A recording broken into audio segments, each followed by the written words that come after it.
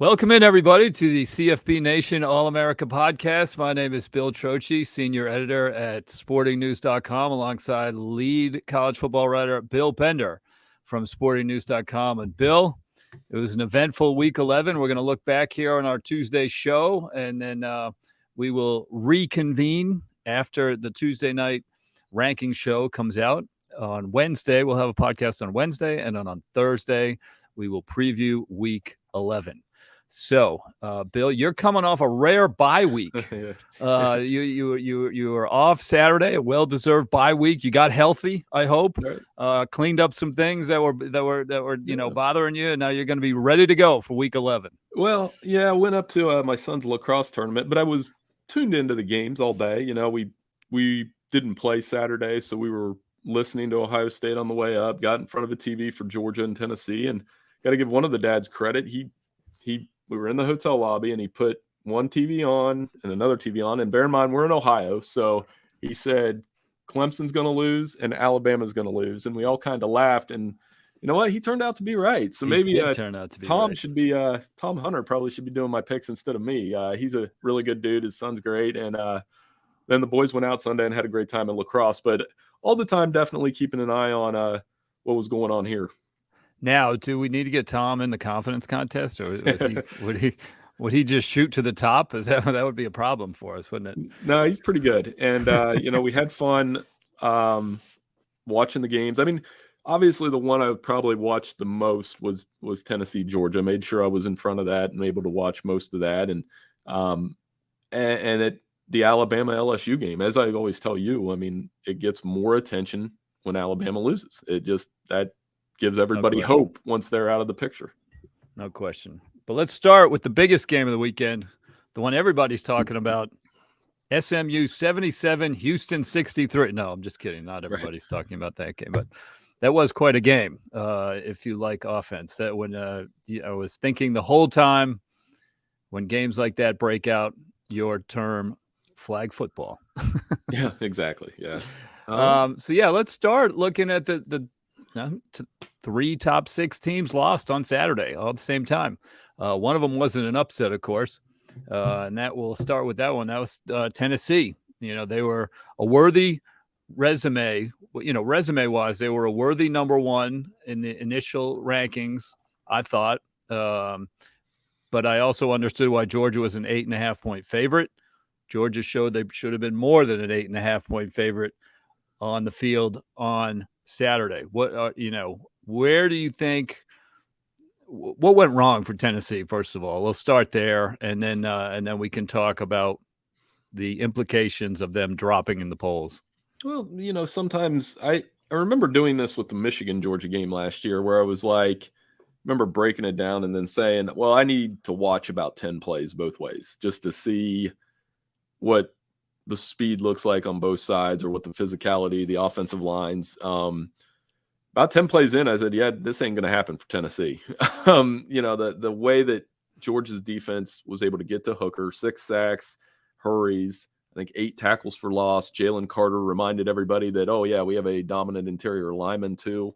2 of 14 on third down for Tennessee. That's not going to win any game, let alone one against that top defense. And Georgia, once they got ahead, they were content to do what they normally do and methodically win. And I don't think the score, you talked about that 77-63 score. A 27-13 game doesn't do what Georgia did to these guys justice, and I think they like it that way.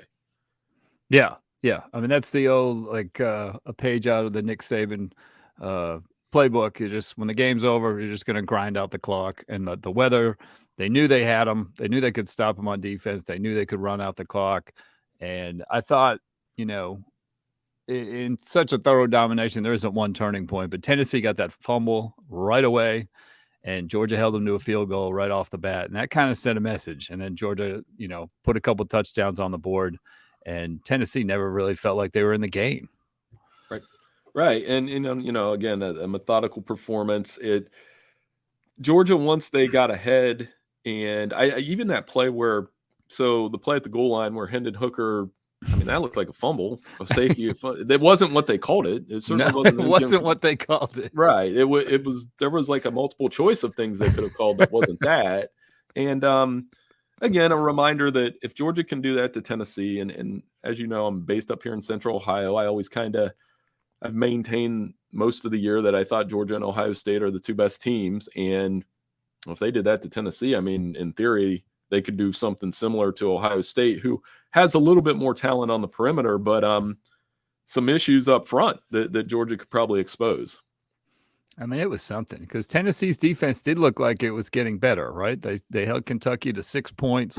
That was their vulnerability leading into this game, and the defense was looking good, and they had all kinds of momentum. And like I said, they got the early turnover. Maybe we'll see what happens here, and then it just was downhill from there. They never had a chance. So, Tennessee last Tuesday comes out number 1, right?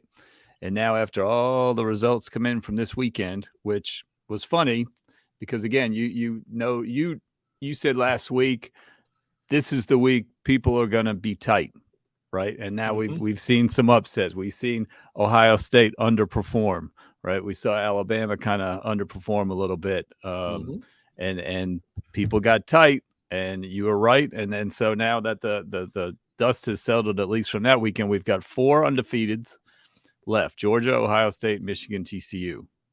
And now they have 7 one-loss teams. So there's 11 teams basically that the committee has to sort through, plus 2-loss LSU, which is kind of lurking in the background. Now, last week, in defending Tennessee being number 1, I heard the committee say that Tennessee had 5 ranked wins. And that was based on ranked at the time.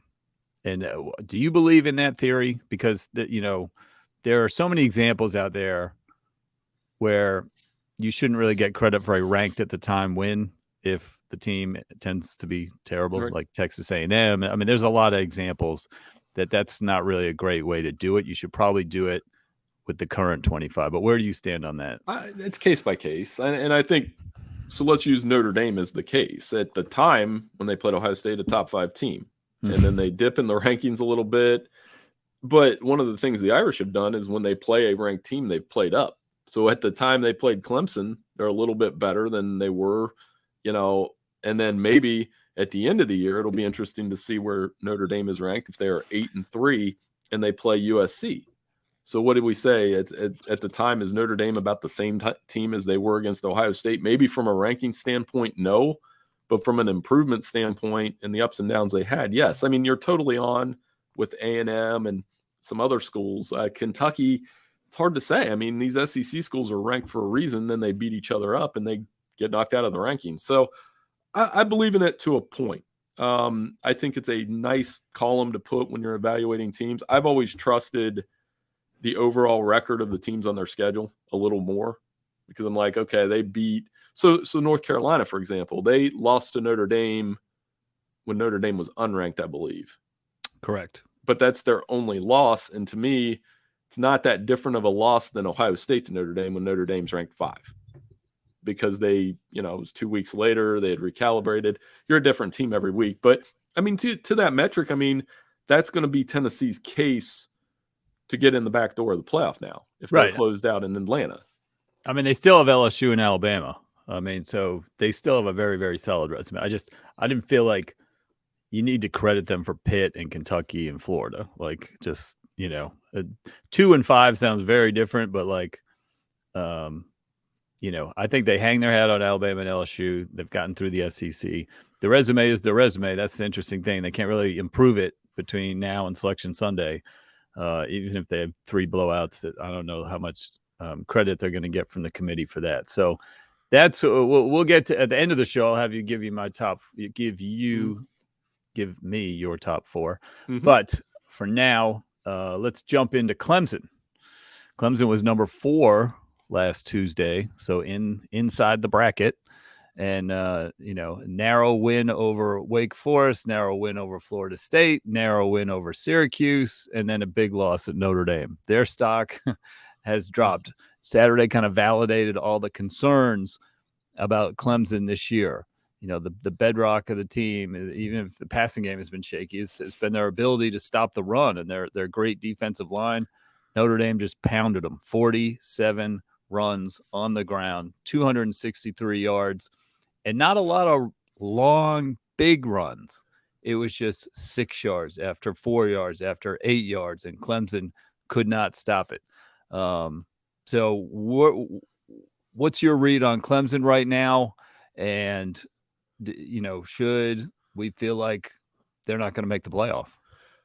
I don't think they're going to make the playoff, and I think you're starting to see the think pieces come out of where is Clemson's program in the NIL era, what is wrong with this team, is it the quarterback, is it this?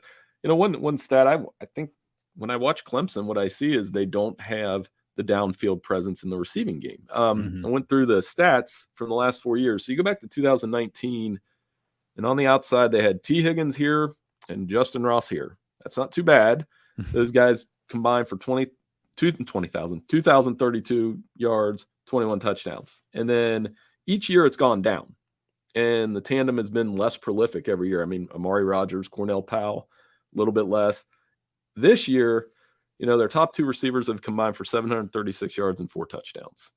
It's not, we're 3/4 of the season through. And when your top two receivers only have 4 touchdowns, that tells you that, I know it's not Trevor Lawrence and Deshaun Watson, but these are Clemson kids, right? They should be the most talented kids in the conference. You don't have that downfield passing attack. And, I think Notre Dame knew that.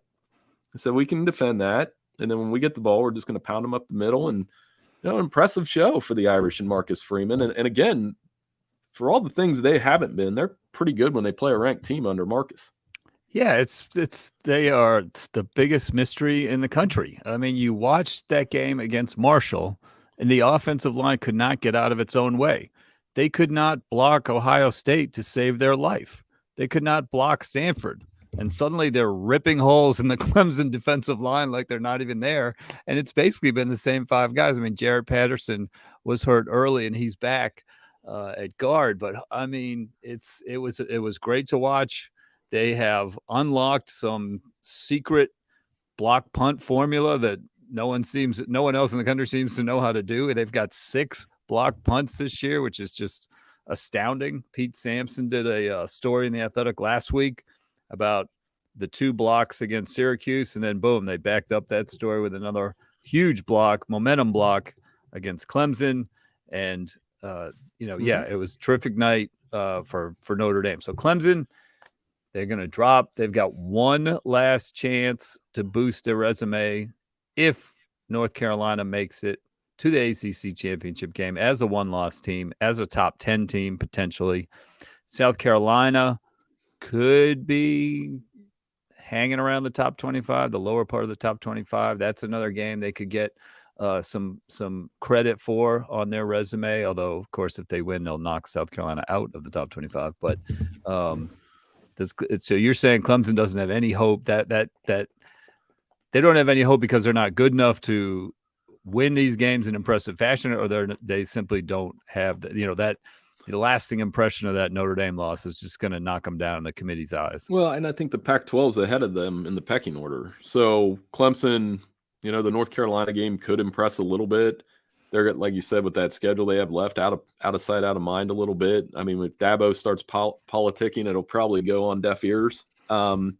Because of the Pac-12, I think. The Pac-12 has 3 teams in the top 10. They'll have 3 teams in the top 10 tonight. You need TCU to lose. I don't know that – I guess the good question, Bill, would be, would a 1-loss Clemson team have a better case than like a 1-loss Tennessee or Michigan? And that's I don't know. I don't think so. I don't think so either. And then, the ACC champion, the winner's probably going to the Orange Bowl. And right now, North Carolina has a better case than Clemson. Their loss to Notre Dame was by fewer points. They've got the top quarterback in the nation when it comes to total offense. And if they go 12-1, I think they present a little bit different case to the committee than Clemson does. It's fresher. It's new. I don't know that matters that much, but I think they have a better argument right now based on their loss. Well, they'll decide that one on the field, of course. Did you see the stat I sent you about Drake May, North Carolina's quarterback, from David Hale, the ESPN? I don't have it in front of me. I think for the last 3 games, he said something like 4 or 5 touchdowns, 300 yards, 70% completion, and 50 yards rushing, which has never been done by a quarterback in NCAA history. So Drake May, underrated Heisman candidate, I think, especially this week when we saw Hendon Hooker play his worst game of the year. Bryce Young struggle. I wouldn't say it was his worst game of the year. CJ Stroud, it was his worst game of the year. There's no question about that. Drake May continues to roll. I think he should think about booking a weekend in New York in December. He has been absolutely terrific. And you were on him early, Bill. You were on him early. We were on him early. Like when the Elliot Pana wanted that piece, our editor, and you guys were on that. So I think we were collectively on that. Blake Corum's another interesting pop-off candidate for me, that all he has to do is have a huge game against Ohio State and they win, and he'll be in New York too. So that was interesting that you said that. Hooker, Stroud was playing in some biblical wins, but still playing in them. And Hooker having a rough night. That Heisman race opened up a little bit. So we'll have more on that, I'm sure, at Sporting News this week. Yeah, so why don't you introduce our third team? Let's move on to Alabama. Everybody's favorite team when they lose. The traffic goes through the roof, and the sky is falling in Tuscaloosa. Of course, unlike Clemson and Tennessee, the Tide went right down to the wire, something that's nothing new when they lose. They lost in the last play of the game Saturday night. They lost in the last play of the game against Tennessee. And last year, they lost in the last play of the game at Texas A&M. So the Tide may be piling up a few losses, but they're certainly not of the blowout variety. Georgia got them in the national championship game pretty good. So is it time to panic if you're Alabama, as far as a program? I don't think so. I mean, like I said, they've had 4 games that have come down to the final play this year. They won 2, they lost 2. They beat Texas and Texas A&M, of course, and then they lost to LSU and Tennessee. But there's got to be some questions as to why they're having so many close games, why they've struggled on the road, and I think this is an obvious question, but what's their chances for the playoff?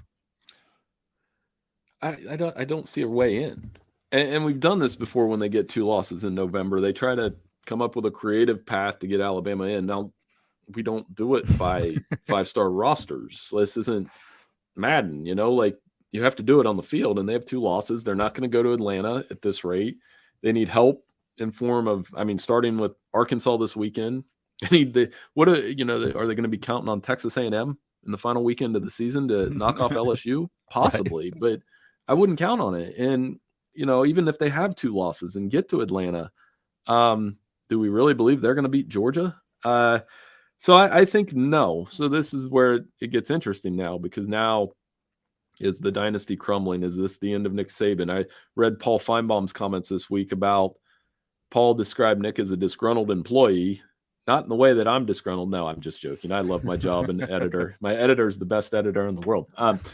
No, like not disgruntled employee at Alabama, but a disgruntled employee in the NCAA, doesn't like NIL, doesn't like the state of college football right now. And I think there's some merit to that maybe he's frustrated with that, but that doesn't even account for what I think is their single biggest problem, Bill. It's penalties.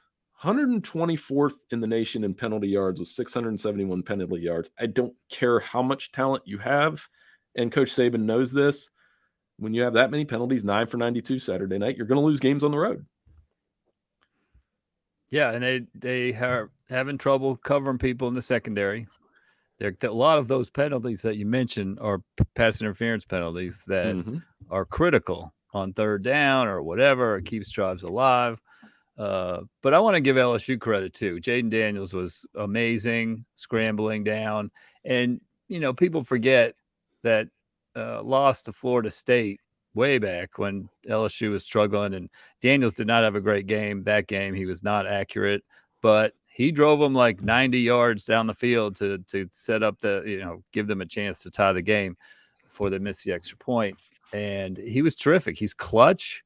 He's tough to tackle. I don't remember him being this effective of a runner at Arizona State that he is at LSU. And he's tough to deal with when the game is on the line. He was very good at that his freshman year. And then it just went like his Arizona State tenure just kept going down. But bright kid, playing great. That's the debate we should be having: is the 2LS LSU team going to get in? Or are they just in the way of? I would say yes, which would be interesting if Brian Kelly could get in the playoff that way. But I mean, I don't know that they leave an SEC champion out, and that's where it could get super complicated if the Tigers get going and run through Georgia somehow and do all the things that they are doing. Because LSU, by the way, has a playoff pedigree. They've been to a national champ. They've won a national championship. They were in the BCS, all those things. And it's just interesting to me how we do this week to week, Bill, because now, of all people, like Brian Kelly's the toast of college football for running a play that was 1, risky, 2, short of the end zone, and 3, amazing. It was all of those things at the same time. It was just they hit that pass and he got in the end zone, and you got to give him credit for all the he took in the offseason. He's a man right now.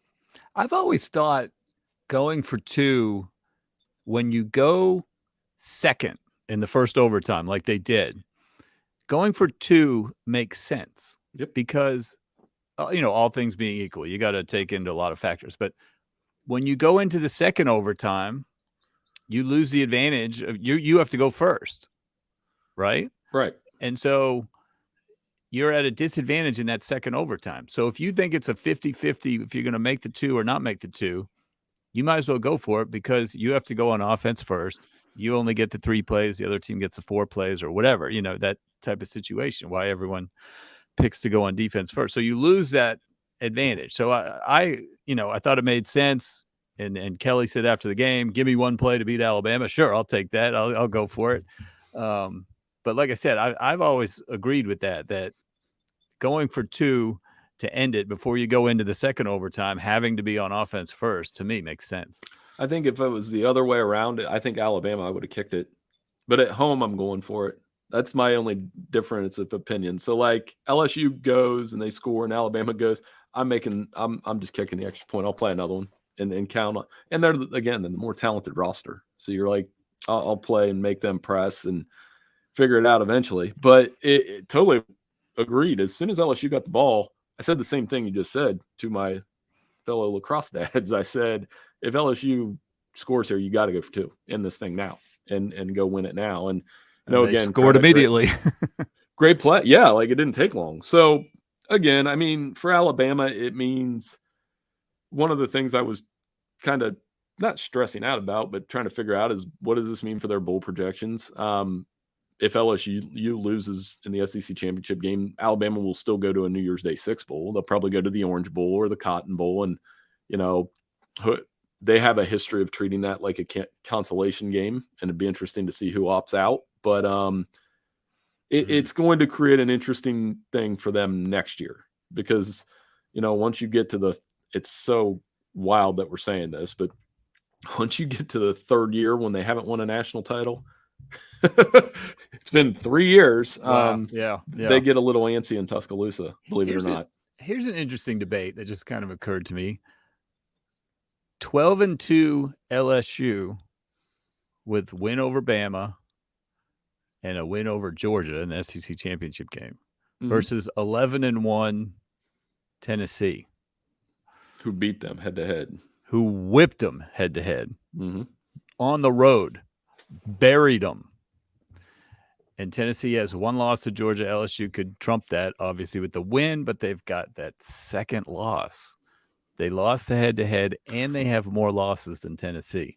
Tennessee-LSU could be a difficult debate for the committee. I think they'd take LSU, and I really do.